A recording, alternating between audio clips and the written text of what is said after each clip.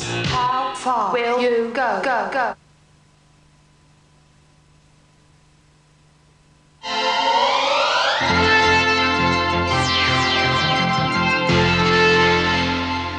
Now Gary Crowley meets some pop icons of 20 years ago to find out all about the show that was the heart and throb of the swinging 60s.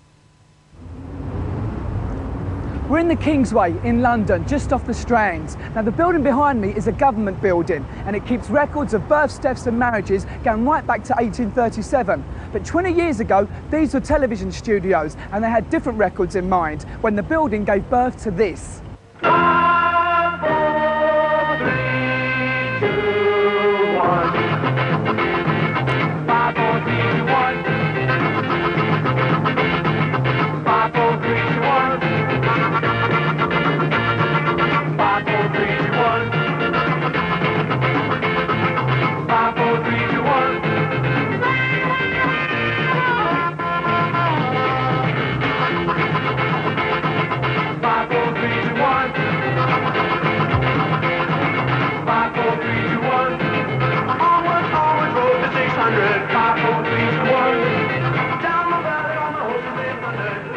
Well, hi there, this is Keith Fordyce welcoming you to a very special edition of Ready, Steady, Go. For those of you who don't know this show, I might say that each week we invite all sorts of pop singers along here to Studio 9 in Kingsway, London, and the crowd who come in get a chance to meet their stars close to. Ready, Steady, Go burst onto ITV screens on August the 9th, 1963 and ran for over 3 years through the heyday of pop music, when British beat groups and singers were taking the world by storm. The music, the clothes and the dances were always right up to the minute, the studio audience being dedicated mods. If you wanted to know what was with it and you didn't want to be without it, you watched Ready, Steady, Go. We were doing the programme one time and I was standing around, minding my own business, and some little mod guy comes up to somebody who's working on the programme, looking very sort of stylish, and the guy said, "Are you a mod?" And this man, I don't even know who he was, he said, "No, I'm not a mod, I'm a stylist." Because nowadays a stylist is somebody who works in a hairdressing salon, right? We'd have people going out around all the clubs with tickets in their pockets, and I used to go myself twice a week. And anybody who looked as though they were a good dancer and wore something interesting would say, "Would you like to come on Ready, Steady, Go next week?" And of course, there was a stampede in the early days. The first presenter of Ready, Steady, Go was Keith Fordyce. The atmosphere was fantastic. I mean, we had an afternoon rehearsal, so-called, from 2 until 5, something like that, which is really to line up camera shots and show the guest stars where they'd got to go and how to go about it. And then when the kids came in, at about 20 to 6, you could forget it. You hoped to get the same running order, but where the cameras went and so on was a matter of luck if you could get through the crowds and manage the best you could. John, what about any ambitions at all the Beatles have got left? No. We never had any anyway, I don't think. But you're enjoying life? Oh, we love it, yeah. Oh, it's Fab Gear favourite pick. We would open the green room about 3 o'clock in the afternoon, and it became a kind of headquarters for Swinging London. Not only the people who were in the show, but I don't know, we used to have Michael Caine and David Hockney, and people used to drop in, and it used to be the place to go on a Friday afternoon. Programme was a very interesting sort of mixture, wasn't it? Because other programmes just did, people coming on and plugging their latest record, and they didn't do anything about fashions and all the other stuff that goes round pop music and makes it an entire culture, the mod culture. And Ready, Steady, Go did. You really had to care about the clothes, otherwise you just didn't make it. And there used to be this laughable sort of thing about the Stones, for instance, how they were immensely untidy. I mean, Brian Jones used to take months to get ready for a television appearance. Every hair was in place, everything was, the suit was pressed, everything was real neat and, really tidy. And I mean, that's the thing about mod clothes. I've dragged this one out of the cupboard. This has been in the cupboard for 60 years. And this is a typical mod jacket. Little tiny weeny short lapels like this, you see, with the three... Sorry, I keep banging the microphone. And it's corduroy, but the corduroy, it's so tiny that you wouldn't even know it's corduroy.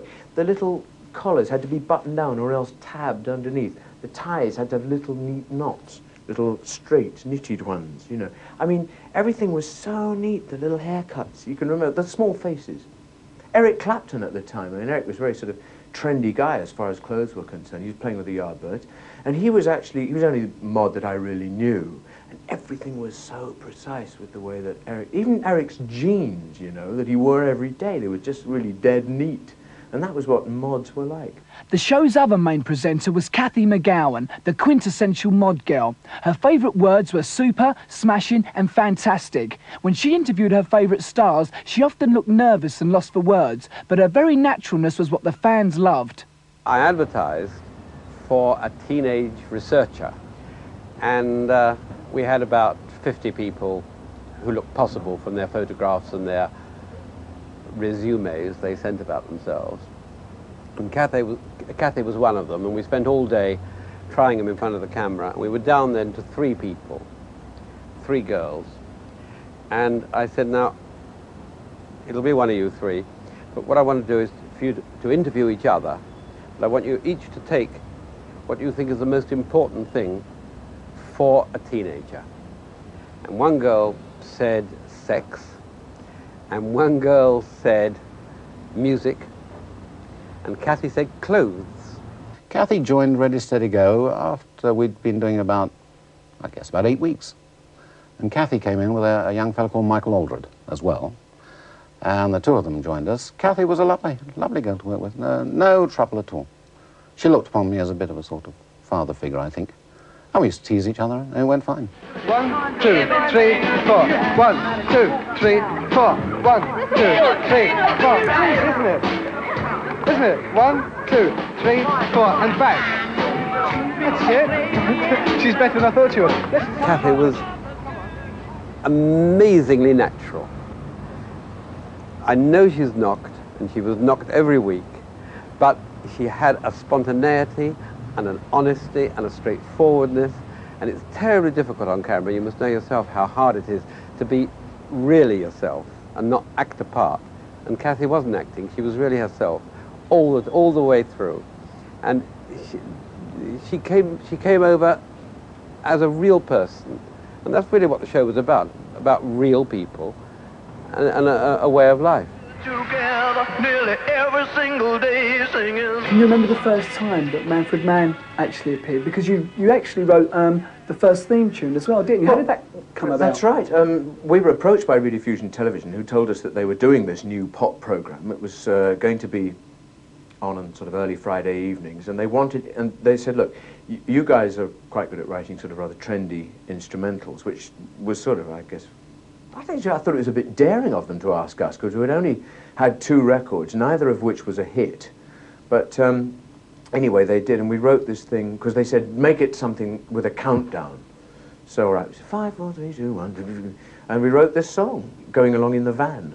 What was the, the fact that it was live? I mean, were there any disasters? It was the day I was standing next to and interviewing this girl called Polly Perkins. And suddenly, from my left, there appeared like a streak of lightning. This bloke raced across me, just lifted her off her feet and carried her off, screaming. And I was just left standing there, wondering what the dickens was going on. And of course, it hit all the press. They were ringing up, saying what's happened, what's going on, was she abducted, and who is he, and so on. I think it was a carefully arranged publicity stunt by Polly Perkins' manager, probably. But it left me looking rather surprised. Well, I remember coming down in the lift with